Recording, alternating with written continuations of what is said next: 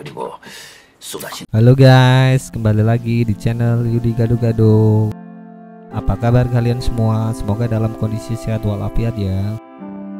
Guys, kali ini saya akan mereview film asal Korea lagi dengan judul Parasite. Film ini dirilis di Korea Selatan pada tanggal 27 Juni 2019, disutradarai oleh Bong Joon-ho. Film ini banyak mendapatkan penghargaan, baik penghargaan domestik maupun luar negeri. Kurang lebih 180 penghargaan yang mereka peroleh. Parasite sendiri menceritakan tentang sebuah keluarga yang serba kekurangan, bahkan mereka harus tinggal di rumah semi basement yang kumuh. Di dalam keluarga tersebut terdiri dari 4 orang, yaitu ayahnya yang bernama Kim Taek, ibunya Chong Soo, dan anak cowok yang bernama Kim Ki-woo dan adiknya yang bernama Ki Jung. Mereka sehari-hari hanya mengandalkan upah dari melipat box pizza. Hingga suatu hari Kim Ki-woo mendapatkan kesempatan untuk menjadi guru privat dari seseorang anak dari keluarga yang kaya raya bernama Park.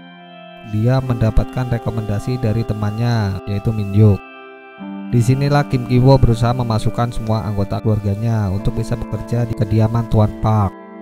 Siapa sangka kalau ini adalah awal petaka bagi keluarga Kim Ki-woo.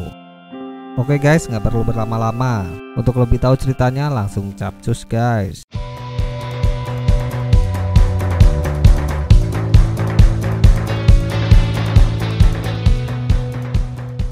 문자고 카톡이고 다 안 되는 거야? Film ini diawali dari diperlihatkannya kehidupan keluarga Ki-woo. Di situ Ki-woo sedang berusaha mencari sinyal wifi yang hilang. Sampai akhirnya Ki-woo mendapatkan sinyal di atas toilet. 얘들아? Kelihatan susah ya? Ya iyalah, lawang wifi kretongan. Di situ Kim mengecek pesan WhatsApp dari perusahaan pizza yang sebelumnya perusahaan pizza tersebut mau menghubungi ibunya untuk kerja freelance melipat box pizza. Saat petugas perusahaan pizza datang mengecek box pizza, ternyata hasilnya tidak sesuai ekspektasi. 왜 튀어나와요? Banyak lipatan box pizza yang tidak sesuai, sehingga mereka harus menerima potongan upah 10%. 떼고 주겠다는 거예요. Setelah mendapatkan upah, mereka sekeluarga pun merayakan hasil kerjanya. Intinya makan-makan enak bagi mereka. Kemudian datang seorang teman Kim Ki-woo yang bernama Min-juk. Ia bertamu membawa sebuah kotak yang berisi batu abstrak titipan dari kakeknya. Konon batu tersebut membawa rezeki. Selain memberikan batu titipan kakeknya, Min-juk juga meminta Kim untuk menggantikan dirinya menjadi guru privat Dahye, cewek yang diperlihatkannya. Karena Min-juk akan kuliah di luar negeri. Di samping itu Min-juk hanya mempercayai Ki-woo sebagai penggantinya. Dengan basic pendidikan SMA, Kim pun ragu bisa menggantikan dirinya. Di situ Min-juk mengungkapkan kalau dirinya suka dengan Park Dahye. Ia ingin memacarinya nanti saat di bangku kuliah. Makanya Min-juk hanya mempercayakan Kim sebagai pengganti dirinya. Di situ sebenarnya Min-juk minta dijagakan Park Dahye sampai pulang dari luar negeri nanti. Mereka pun sepakat dengan itu. Esokan harinya, Ki-woo bersama adiknya Ki Jung datang ke sebuah warnet untuk membuat ijazah dan sertifikat palsu. Karena untuk menjadi guru privat, Ki-woo harus berpura-pura menjadi mahasiswa. Setelah ijazah dan sertifikat jadi, Ki-woo pun berpamitan kepada ayah dan ibunya untuk melakukan interview di kediaman Park Dahye. Sesampainya di kediaman Park Dahye, Ki-woo pun disambut pembantu keluarga Park yang bernama Mon Gwan. Lalu dipertemukan dengan Nyonya Park. Di situ Nyonya Park tidak terlalu mempersoalkan sertifikat dan ijazahnya, karena Nyonya Park tahu Ki-woo adalah rekomendasi dari Min-juk. Di situ Ki-woo juga memalsukan namanya dengan nama Kevin. Kemudian Nyonya Park menyampaikan kalau nantinya Ki-woo tidak sama bagusnya dengan Min-juk, maka Nyonya Park tidak bisa mempekerjakan Ki-woo di kediamannya. Ki-woo pun langsung dites mengajar Dahye dengan didampingi Nyonya Park, karena Nyonya Park ingin mengetahui cara kerja Ki-woo. Di situ Nyonya Park terlihat mempercayai Ki-woo sebagai guru privat Dahye. Ki-woo pun mendapatkan bayaran di muka. Lalu muncul adik Dahye yang bernama Dasong. Dasong mempunyai bakat dan kepribadian unik. Dasong suka melukis lukisan abstrak dan lain-lain. Saat mengantar Ki-woo pulang, Nyonya Park berkeinginan mempekerjakan guru seni baru buat Dasong. Di situ Ki-woo lalu merekomendasikan guru seni buat Dasong yang bernama Jessica. Keesokan harinya Kiwo bersama Jessica, yang ternyata Jessica adalah adiknya sendiri yaitu Kijung, datang ke kediaman keluarga Park. Seperti sebelumnya, Nyonya Park meminta untuk mendampingi Dasong saat pertemuan pertama. Oleh Jessica tidak diperbolehkan. Di situ Nyonya Park terlihat panik.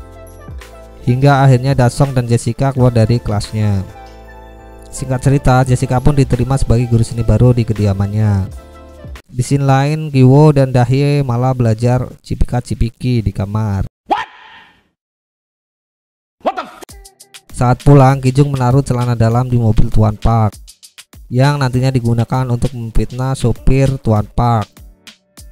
Dan Kijung pun dapat merekomendasikan ayahnya sebagai supir barunya. Singkat cerita, rencana tersebut berhasil. Sampai akhirnya ayahnya menjadi supir baru Tuan Park. Tidak puas dengan hanya adik serta ayahnya yang bekerja di keluarga Park, Kiwo serta Kijung merencanakan untuk menyingkirkan pembantu lamanya. Lalu pastinya mereka merekomendasikan Jong-suk ibunya sebagai pengganti barunya. Tapi itu bukan hal yang mudah karena dia adalah orang yang paham dengan rumah tersebut dan dia juga telah tinggal sebagai pembantu sebelum keluarga Park tinggal di situ. Tapi bukan parasit namanya kalau tidak bisa menempel semua pada sumber makanan atau kalau manusianya sumber penghasilan. Singkat cerita, akhirnya mereka menemukan celah untuk memfitnah pembantu lamanya dengan memanfaatkan buah persik karena pembantu lamanya yang bernama Mongan alergi terhadap buah tersebut.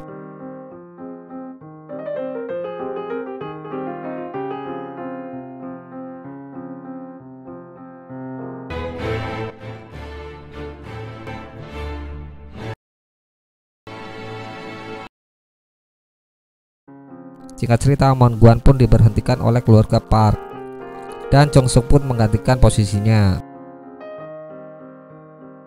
Lalu pada suatu hari keluarga Park berencana berpergian untuk camping.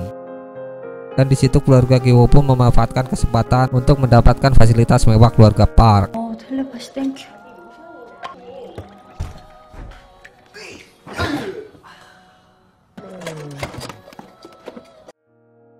Dan saat malam mereka pun mabuk-mabukan dengan penuh keceriaan karena mereka sekeluarga berhasil masuk di keluarga Park. Saat mereka bersundaguro, tiba-tiba ada bel berbunyi. Saat dilihat, ternyata yang datang adalah Mongan, pembantu lama keluarga Park. Mongan meminta agar bisa masuk untuk mengambil barang berharga di basement bawah. Oleh Jong-suk pun diperbolehkan. Tanpa diduga, ternyata Mongan menunjukkan sebuah bunker dan ternyata di dalam bunker tersebut terdapat suaminya yang sedang kelaparan. Ternyata mereka berdua sudah lama menjadi parasit, makan, minum, dan tinggal gratis di keluarga Park selama 4 tahun lebih. Di situ Kim Tae, Kijung, dan Kiwo yang sedang membuntuti dan nguping terjatuh dari persembunyiannya. Dengan HP-nya, Guan yang sedang pegang HP langsung merekam kejadian tersebut dan berencana mengirimkan video tersebut ke keluarga Park. Memegang video tersebut, Mongan dan suaminya Bak Raja dan Ratu yang memegang kendali untuk meledakkan bom atom. Kalau keluarga Kiwo tidak menuruti perintahnya, maka video tersebut auto dikirim ke keluarga Park. Saat Mongan melamunkan masa lalu indahnya bersama suaminya, tiba-tiba pertempuran dua keluarga parasit pun tak terelakkan. Saat pertempuran berlangsung, keluarga Park menelpon. Ternyata mereka gagal camping karena cuaca buruk. Mereka pun dalam perjalanan, estimasi 8 menit sampai rumah. Di situ Nyonya Park meminta dibuatkan ramdom buat Dasong. Singkat cerita, keluarga Mongan berhasil dilumpuhkan karena kalah personil. Mereka berdua pun dibawa ke basement bawah oleh Kim Taek. Sementara Kim Wo mengembalikan buku diari milik Dahye yang tadi diambil sebelumnya. Saat itu keluarga Park pun sampai rumah, tapi beruntung situasi kondusif. Kim Jung dan Kiwo pun ngumpet, sementara Mongan yang berusaha naik ke atas disepak oleh Jong-suk sehingga nyungsep. Singkat cerita, saat di atas terlihat sepi, keluarga Kiwo pun berkumpul di ruangan tengah berniat untuk kabur. Ternyata keluarga Park keluar lagi. Lalu mereka pun ngumpet di kolong meja. Dan apesnya, ternyata Tuan Park malah tidur di ruangan tamu, membicarakan Kim Taek yang baunya melewati batas. Lalu mereka pun iwik-iwik di situ sambil mengawasi Dasong yang sedang camping di taman. Sampai mereka pun akhirnya tertidur. Kim Tae, Kiwo, dan Kijung pun memanfaatkan momen tersebut untuk kabur. Singkat cerita, mereka sampai rumahnya. Kondisi di sana sedang banjir, sampai rumah mereka pun hampir terendam sampai atap. Mereka pun membawa barang berharga yang bisa diambil. Sampai akhirnya mereka berkumpul di tempat pengungsian. Di situ Kim Taek berbincang-bincang dengan Ki-woo. Kim Taek tidak merencanakan langkah selanjutnya. Sementara Ki-woo terus memeluk batu pemberian Minjuk. Keesokan harinya mereka diundang untuk datang ke pesta ulang tahun Dashok. Mereka pun mempersiapkan pestanya dengan cara yang unik dan meriah. Sementara Ki-woo dengan batu keberuntungannya berniat menemui keluarga Mon-guan di basement bawah dan berencana menceritakan karena batu tersebut keluarganya beruntung. Tapi tiba-tiba batu yang dibawanya jatuh menggelinding. Lalu kemudian suami Mon-guan pun menuju ke atas sambil membawa pisau dapur. Di tengah kemeriahan pesta, suami Mon-guan menghunuskan pisau tepat di dada Ki-jung yang mengakibatkan Ki-jung sekarat. Di situ Kim Taek juga melihat Ki-woo yang sedang berdarah-darah digendong oleh Daye. Melihat hal itu, Jong Suk pun langsung bergulat dengan suami Mon-guan. Sampai akhirnya tusuk sate berhasil dihunuskan. Saat bersamaan, Kim Taek melempar kunci mobil yang diminta oleh Tuan Park, tapi tidak sampai. Saat Tuan Park mengambil kunci mobil yang tertindih suami Mon-guan, beliau terlihat jijik dengan bau orang bawa tanah. Mengingat dan melihat kejadian itu, Kemudian Kim Taek menghilang dari keramaian. Singkat cerita, detektif dan media pun masih mencari tahu keberadaan Kim Taek dan menyelidiki motif pembunuhan brutal di kediaman Tuan Park. Sampai pada suatu hari, media sudah berhenti memberitakan kasus tersebut. Hingga akhirnya Kim Woo mendapatkan pesan dari ayahnya melalui sandi Morse saat menaiki bukit dekat dengan bekas rumah Tuan Park. Di situ ayahnya menceritakan kejadian setelah ia membunuh Tuan Park. Ia bersembunyi di basement, sulit mencari makan saat rumah ditinggal pemiliknya, dan mengubur Mon-guan. Sampai akhirnya datanglah pemilik rumah yang baru. Mengetahui hal itu, Ki-woo pun berencana kuliah dan bekerja keras hingga ia dapat membeli rumah tersebut. Maka scene memperlihatkan Ki-woo bertemu dengan ayahnya saat membeli rumah tersebut. Tapi semua itu hanyalah imajinasi Ki-woo. Dan film ini pun selesai.